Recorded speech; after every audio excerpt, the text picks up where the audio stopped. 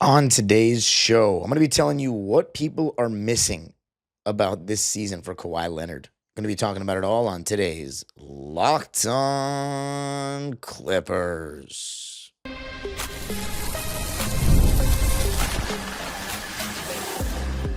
You are Locked On Clippers, your daily Los Angeles Clippers podcast, part of the Locked On Podcast Network, your team every day. Yes, sir. You are locking in with the Clips. Thank you for making Locked On Clippers the first listen of your day, your team, every day. I'm your host, Darian Vaziri, born and raised in LA. Been a Clipper fan for 21 years. Been covering the team on my own YouTube channel, Dime Dropper, for this will be the sixth. And this will be year 4 right here on the Locked On Podcast Network, your team every day. Make sure you subscribe and hit the notification bell on the road to 8,000 subscribers before the season starts. And of course, you can listen wherever you get your podcasts. On today's episode, we've got a good one for you that's brought to you by FanDuel, America's #1 sportsbook. So what are you waiting for? Visit FanDuel.com to download the FanDuel app today and get started. Ladies and gentlemen, we got a good one for you today. It's going to be what people are missing about Kawhi Leonard. And we're going to begin with the fact that he's healthy, duh. And the second one is what we can be with a healthy Kawhi, what that means. And then we're going to be looking at his ranking in the Locked On Top 100 and in relation to the ESPN Top 100. So the biggest thing that people are missing about Kawhi Leonard this season is that he's healthy to begin the season. Don't let this aspiration scandal distract you from the fact that as of now, they haven't made any decision on Kawhi. They haven't said that he's getting suspended. They haven't said that he's getting, some people have suggested that he's going to get his contract voided. That's nonsense. So as of now, he is just as much an active player as anyone else. And people are so fixated on what is going to happen with the scandal and if he's going to get punished. And the reality is right now, we're less than a month away from the season now. We're like a couple weeks away. And Kawhi Leonard is healthy and has been healthy this entire summer. That's what people are missing. And I know what people are going to say. Counter argument. Dude, what does that even mean? Like, Kawhi's always injured. He's going to get injured at some point. Let's look at the facts, right? You can say he's injured a lot. He's got the knee issue, the quad tendinopathy, whatever. He's got his knee issue. But the last time this guy was healthy during the summer was the 2020 offseason. Do you know what happened in 2020, 2021? The LA Clippers had their best postseason ever, in large part due to Kawhi Leonard's mastery in the first round against the Dallas Maverick team that did not have too much talent on it, but had a hungry third-year Luka Doncic that was quite spectacular to watch and gave us all that we could handle. And the role players shot crazy well in the first couple of games. But Kawhi in Game 6 put on what I believe is maybe the single, if not the greatest, single-game playoff performance in Clipper history. I would put Chris Paul's Game 7 against San Antonio right there alongside it. But the way he took over that game was unlike anything I'd seen as a Clipper fan. It was very Kobe Jordan-esque. The way he just kind of went off in the clutch, and there was nothing you could do about his contested shot making. And then you had that Game 7. You know, people don't remember it super well because it was cardboard cutouts. And I don't think he gets enough credit for that because Game 6 overshadowed it. But in Game 7 against the Dallas Mavericks, he was just fantastic. I had the pleasure of being at that game next to cardboard. You can check that vlog out on the Dime Dropper channel.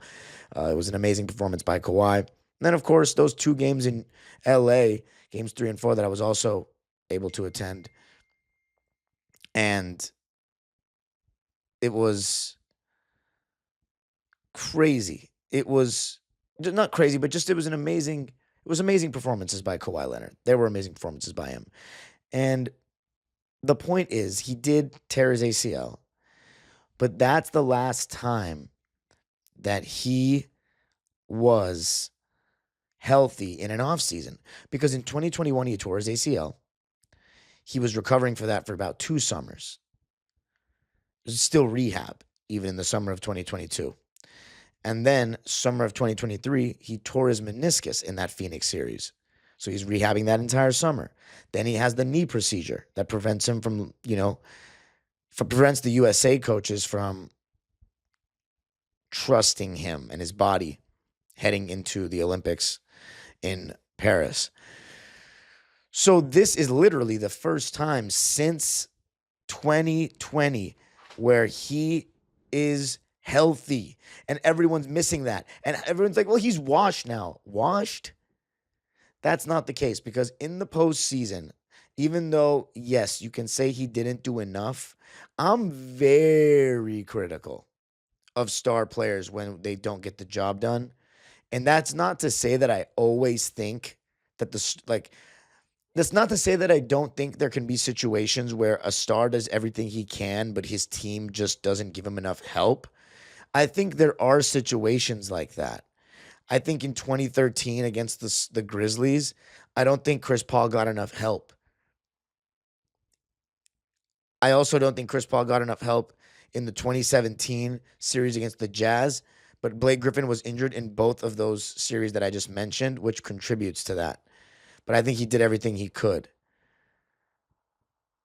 I don't think that this was one of those series. And mind you, this is coming from somebody who's critiquing a guy or saying it wasn't good enough when a guy averages 25, 8, and 5 to go along with a steal a game on 54, 40 and a half, 78 splits.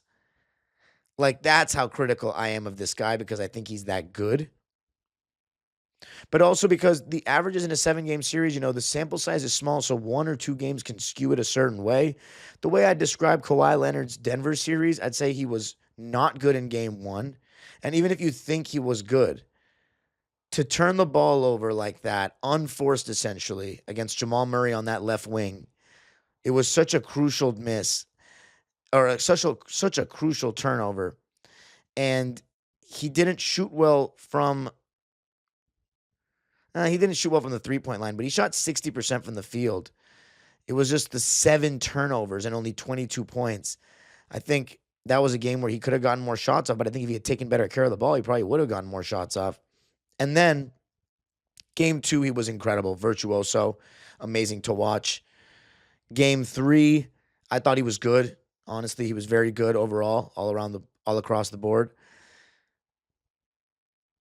Game 4, I'd say he wasn't good till the fourth quarter. He was not good enough. He was not aggressive enough. Did not impose his will on the game.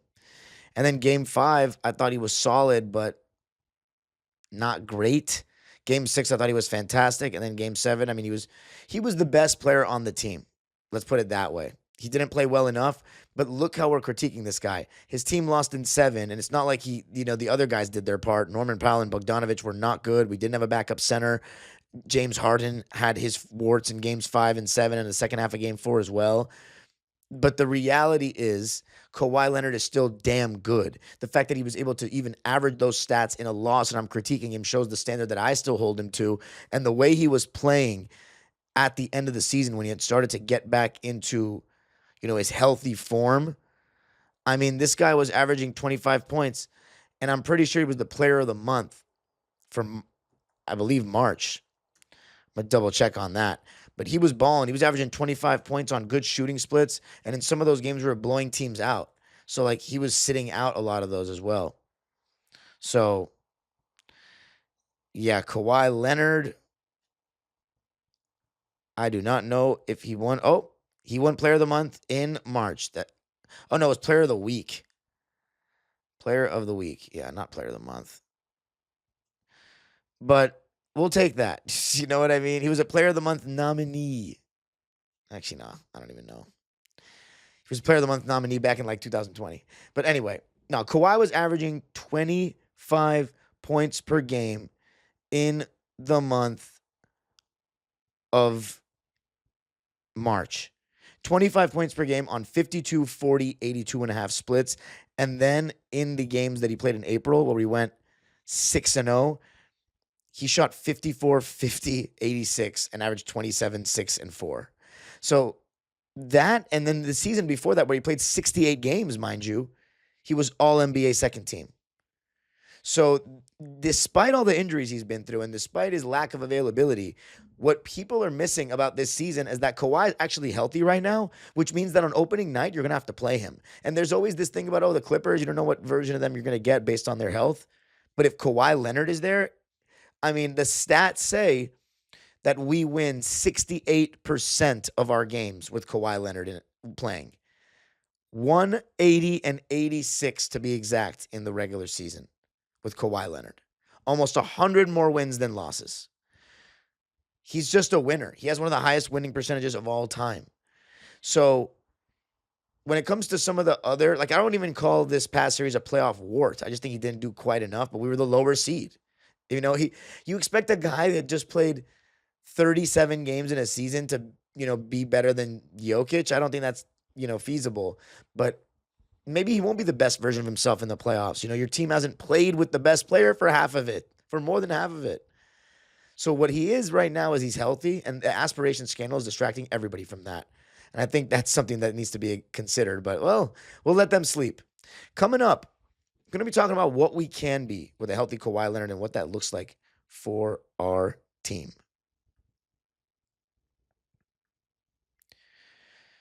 I got to tell you a little something about Monarch Money.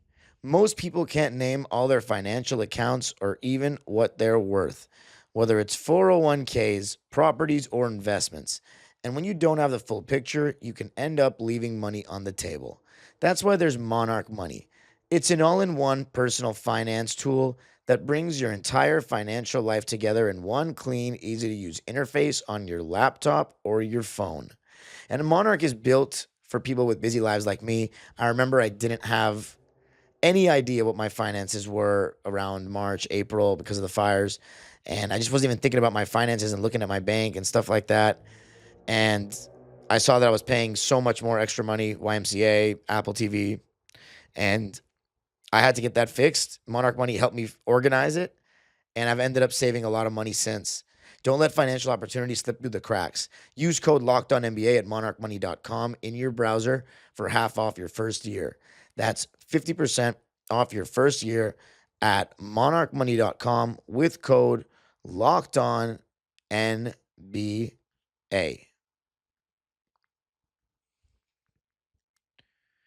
All right. So let's talk about Kawhi Leonard and what a healthy version of him can bring to this year's Clipper team. With Kawhi Leonard, you get a number one option, a guy that can score 25 points fairly easily, a guy that in every single season really that he's played with the Clippers, he's averaged 24 or more points when he's healthy. 27 the first year, 25 the second, 24 the third, and there was a lot of rehab games in those 52 games in 2023, and 24 in 2024. Then last season, 21 and a half. But of course, it took him even a longer time to get settled. And now we don't have that getting settled period, that he's rusty, working his way back into shape period. He's in shape, ready to go right now. And that's huge for us to hopefully get off to a good start this season. So what we can be, I think it all revolves around Kawhi. I think based on the comments that Ty Lue's made on the Club Shay Shay podcast and even what he said to us when we did the draft party, he was saying that having your best player out for majority of the season, you have to play a different style of basketball to keep your head above water, which is James Harden, heavy pick and roll, really through James being the controller of everything. And I think you're still going to see James Harden be the controller of so much and be the most ball dominant guy on the team, which is what he's there for. But I think you're going to see more of a play through Kawhi Leonard approach from the Clippers, maybe bringing back a little bit more triangle-like looks that we saw in 2021, and just more post-ups with Kawhi and ways to get him isolated throughout the season. And I think the biggest thing is going to be, is that really a more efficient way to create offense in the regular season than a James Harden Zubats pick and roll? Because you're involving two of the best players on your team with the Harden Zubats pick and roll. It's the hardest action to guard in today's NBA in terms of simplicity. A high pick and roll with a guy that can shoot the three ball well enough or shoot jumpers well enough that you have to go over the top of screens, and that can also pass with modern spacing. And that is what makes every pick and roll is so hard to guard, but when you got a passer like James Harden, who also is a great scorer, and then Ivica Zubac's touch anywhere inside the key, we got a really solid pick and roll combination, and then everybody else is a spacer, including Kawhi Leonard and now Bradley Beal. So it's going to be real, and John Collins. So if you have that lineup out there, everyone's a shooter. I mean, that's going to make the Harden Zoo pick and roll so much harder to guard because now instead of Chris Dunn, it's John Collins shooting that three. So the dilemma is going to be Kawhi Leonard ISOs versus James Harden pick and roll. I think the better chance of getting a good shot in the regular season is a James Harden pick and roll. I think Kawhi Leonard's decision making out of double teams can be a little slow and he doesn't see the floor as well as some other all-time greats. I'm not going to say some other NBA players, but other all-time greats. And, I know they're point guards, so James Harden and Chris Paul aren't fair comparisons, but, the guys that Kawhi Leonard's in the conversation with in the small forward discussions, I'd say like the Pippins and Havlicek's and Rick Barry's, like Kevin Durant. Kevin Durant's passing out of double teams is sus too, though. But his scoring is just so good. But like even Dr. J, like I think he's a better passer than Kawhi from the footage that all the full games that I've seen. But that's not to say that Kawhi's a bad passer. I just think his processing speed is a little slower than other guys. But I mean, okay, like you gotta have some weaknesses, right? Point being that I think the James Harden pick and roll might be a better source of offense, but we are going to, in my opinion, have to play more through Kawhi Leonard, even if that's a better source of offense throughout the regular season. Because in the playoffs, the better source of offense is going to be Kawhi ISO. And the reason why I say that is because you're going to have better point of attack guys against James Harden that are not going to let him come off the screen as freely. And teams are going to live with John Collins shooting in the playoffs over James Harden and Zubac's getting shots. And the reality is when Kawhi Leonard gets the ball, he can still make shots with teams loading up. When teams double, he doesn't usually hit shots when he's turning away from the double that much. But at least they're sending a hard double at the ball, and now we're getting the defense making longer rotations. So I still think, and plus, worst comes to worst, he shoots it, and that's what we want. So I think playing through Kawhi Leonard is going to be more valuable in the playoffs, but I think it's going to be an interesting balance because what we don't want to do is lean into being a James Harden team more than a Kawhi team. And what I mean by that is it feels like James Harden's the number one option because he has the ball in his hands the most. I don't think having the ball in your hands the most always equates to being the number one option. I think Kawhi should be our leading shot taker. I just think that there needs to be more of an emphasis when Kawhi Leonard's in the game to play through him. Because Kawhi to start games, a lot of these games last season, was just kind of going through the motions. We weren't really looking for him. It was mostly Harden and Zoo pick and roll. And I think it's better to even preserve James Harden because he still has to dribble the most. And late in games, it looks like James Harden has more legs than Kawhi. Maybe that'll make James Harden an even better closer than he already is, but he's got less mileage on him throughout the game. And we also have Bradley Beal to take the ball out of his hands a little bit as well in that regard, and CP3. But with Kawhi, I just think that there has to be an effort to start games. Like Kawhi Leonard's getting his 8 to 10 points, like right off the bat. Like at least, for me, at least 7 points. Just get that 7. Two jumpers, couple of free throws, or even a 3, a 2, and 2 free throws. The thing is, the free throws, he doesn't really get to the line like that anymore. Last season, he shot 3 free throws per game, but I think that's unfair to just do the regular season because he was getting back to his normal self. In the postseason, he shot 5 free throws a game, which is not that much. No, it's not that much. It's the least he shot in any postseason since 2016 for the Spurs.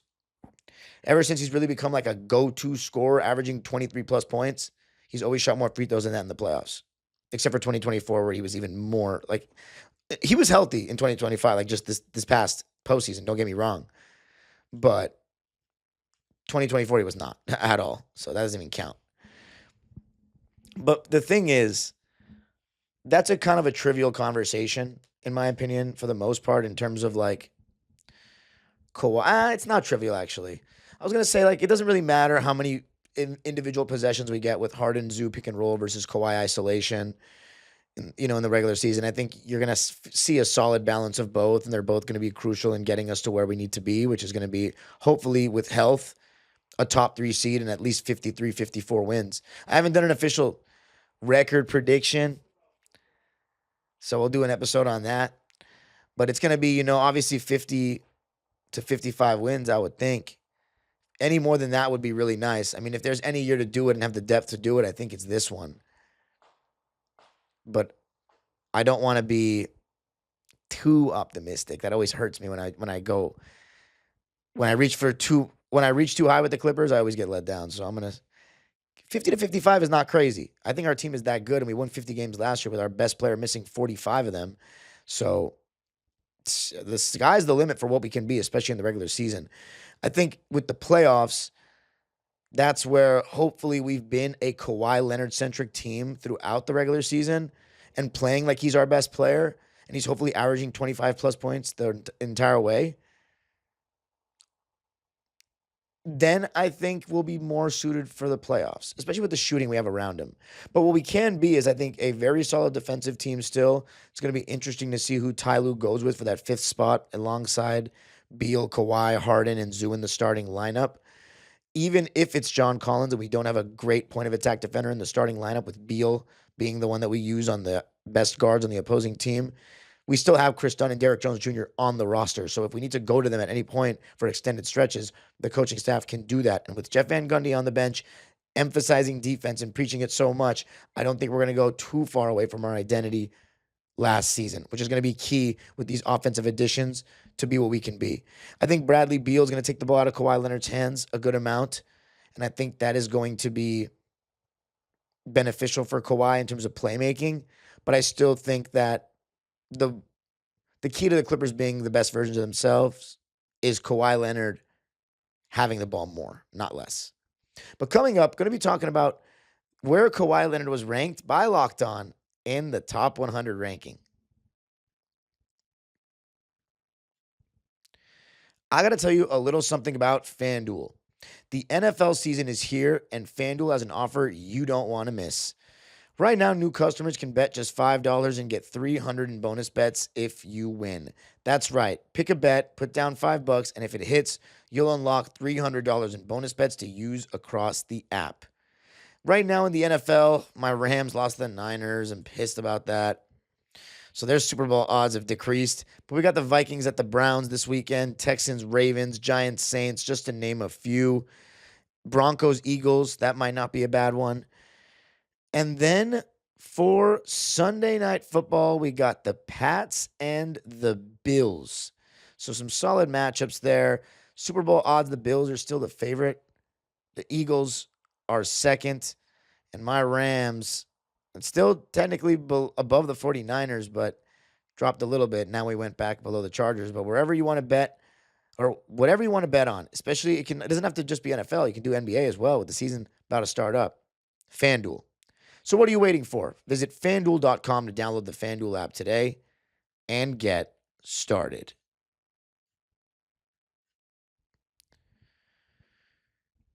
All right. So, drum roll for where Kawhi Leonard was ranked in the NBA Top 100. First, just a reminder, Bradley Beal was ranked number 89. Our good old friend Paul George was ranked number 76. Our good old friend Isaiah Hartenstein was ranked number 70. Nobody from 51 to... Oh, our good old friend Norman Powell was ranked number 60. Nobody that I would consider a friend ranked from 41 to 50. And then our good friend and very own Ivica Zubats ranked number 39, above the likes of Kyrie Irving, Scotty Barnes, Julius Randle, LaMelo Ball, and Zion. Gotta love that, even though he's never been an all-star. And then James Harden ranked number 24. And now we get to the top 20. So it looks like Kawhi Leonard is in the top 20, as he should be. You just don't know what the criteria is going to be in terms of the availability thing. You just don't know. Kawhi's kind of a hard player to rank because you just don't know how many games you're going to get out of him. But Jaylen Brown was number 21, and Jaylen Brown just won Finals MVP in 2024. I think when healthy, Kawhi is obviously still better than him, but Jaylen Brown has more legs defensively in terms of his on-ball defense, like the way he guarded Luka. You're not going to see Kawhi do that in terms of like the whole series. especially now. Obviously he did a good job in that 2021 series in game 6 and 7, but we didn't start the series with Kawhi guarding him, which I think is a coach thing as well. But Jalen's younger, so you're not going to worry about his legs as much, which is ironic given that he just had a knee injury. But still, I think that there's a case to be made for Jaylen Brown if they want to go there. But here we are, top 20. You got Jalen Williams at 20, who's just the second best player on a title team. I still would take Kawhi, though. He just carries much more weight. Karl Anthony Towns, number 19. I think Kawhi Leonard is definitely better than him. Karl Anthony Towns over Jaylen Brown, I don't know if I'm going with that. I can't go with that. I don't think Jalen Williams over Jaylen Brown either yet. Jaylen Brown was Finals MVP and a Conference Finals MVP just a year ago. I think we're getting a little harsh on him. Devin Booker, number 18. He's a very good player. I think you could also argue Jaylen Brown over him too. I like Booker's game better though. But Kawhi ranked over him, and there's where Kawhi Leonard ends up is 17. You know what? I'll take that, but when healthy, I don't think there's a conversation between Kawhi and Evan Mobley. I just don't think we subconsciously, and I love Evan Mobley, USC guy, but we just don't hold Evan Mobley to those Kawhi Leonard standards at all. At all. So to me, it's not even a discussion for me who's better between Kawhi Leonard and Evan Mobley. So let's just say Kawhi Leonard is 16th. I would still take Kawhi Leonard over Devin Booker for sure. I think Devin Booker was, you can make the argument about health. But in 2021, Devin Booker was not better than Kawhi. In 2022, Kawhi was hurt. In 2023, we saw Kawhi Leonard healthy in those first 2 games, and Devin Booker was not. He was really good, though, in that series. I can't lie. But he just wouldn't have been the same, I don't think, with Kawhi there. I think it was clear Kawhi was still the best. And in 2024, I still think Devin Booker's low-key never been better than Kawhi, to be honest with you. You can make the argument just because of health. But I think Kawhi over Devin Booker still too. So that means Kawhi would be 16. And then you got Cade. And I think Cade's really good. I think he's really good. He's my favorite player in the league that's younger than me. Because that's a new thing for me. I'm 27 now, so a lot of people are younger than me. But I didn't care for most of them. They're just I don't see them the same way. It's not like I look up to them anymore. You know what I mean?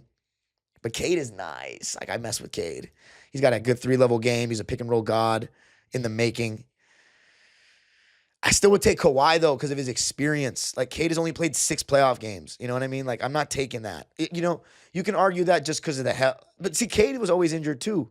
But you could argue just because of the upside and where he's going, you'd rather have Cade, of course. But, who's better right now? We're not going to. Yeah, I don't think that I don't think Cade's better than Kawhi yet. I don't think I'm ready to say that. Anthony Davis is definitely not better than Kawhi. He's number 14 on the list. I love Anthony Davis, actually. I really like him. It was fun watching him as a Laker every night, and I loved him in New Orleans. He's not better than Kawhi. He's never been better than Kawhi. Except 2015. I'd say 2015 he was better. 2014 he was better. But never ever since then. Literally. Kawhi is definitely better than Anthony Davis. So that would make Kawhi top 14. And then you got Tyrese Halliburton, who I wouldn't take over Kawhi, but he's great. But I'll take Kawhi over him too. Because the two-way, he's never getting attacked on D. So I'm going with Kawhi 13. And then LeBron. LeBron's damn good. In 2024, he had that really good game against us where they came back. Would I take LeBron over Kawhi in 2024? Probably not. Probably not, because Kawhi was still a good defender. LeBron was not playing defense in the regular season of 2024. No. So I would probably take Kawhi. And, LeBron, the way he played against Minnesota, he had some good scoring games, but, it's tough, honestly. I'm not a LeBron guy like that anymore, but he's just more, I would say the objective answer is LeBron would be over him because of his availability. But, if you ask me who I want on the court right now, Kawhi's going to give you a consistent, good defensive output, and LeBron does not do that anymore. So but then LeBron's passing is so good. I just think Kawhi's the scoring though, the 3 levels, Kawhi Leonard does it at a better level than LeBron. I'm going to be biased and go with Kawhi. I'm going to be biased and just go with Kawhi. I'm admitting there's bias there. I'm going to go with Kawhi. And then KD and Kawhi. I'm going with Kawhi, man. I don't know. I just like the way Kawhi embraces the post game more, gets more physical. I like that. I think KD plays a very finesse game. He's amazing at it, but I'm going Kawhi. And then, Tatum, Donovan Mitchell, Brunson. See, I would honestly take Kawhi over Brunson in the playoffs, too. I don't like the way Brunson. Actually, that might be harsh. Wemby, like, I don't know. Is Wemby better than Kawhi already? Like, what are we doing here? I'll tell you who's better than Kawhi. Jokic, SGA, Giannis. You can say Luka, fine. You can say Luka. Luka, Steph, sure. Anthony Edwards, yeah. He's just got a different motor than Kawhi right now. Tatum, sure. Just because he's so available and on both ends of the floor. Although I don't... Tatum's offense susses me out sometimes, but his passing has gotten a lot better. Tatum, it's because of his availability. Unfortunately, he tore his Achilles. So that's ironic, but he was so available before that. That's what sucks about that injury. See, when healthy, I don't know if I take Tatum over Kawhi, but Tatum can get downhill more. He settles, though. God, that's tough. Tatum guarded 1 through 5 in the finals run, in several series. So I'm going to go with Tatum. Sure. But, that's 7 guys. Brunson, Donovan Mitchell over Kawhi. I don't know if I'm ready for that. And Wemby, I don't know. I think Kawhi's honestly top 10 when he's healthy. That's honestly my take. He's top 10, but he's just such a hard player to rank. So I don't blame Locked On for having him 17th. But, hey, man, we'll see this season. That's all I got to say is we'll see this season. The aspiration thing is taking people away from the fact that Kawhi Leonard is healthy right now. And hopefully he stays that way. But to start a season, have a full training camp, and not having a rehab, he's talked about it so much, that's huge. Beware. You can follow me on Twitter and Instagram at DimeDropperPod. Subscribe to my own YouTube channel, Dime Dropper, for even more LA Clipper, LA Sports, and NBA content. And of course, Locked On Clippers is free and available wherever you get your podcasts, including YouTube, where you got to help us get to 8,000 subscribers before the season starts. The age-old proverb continues. Go Clippers.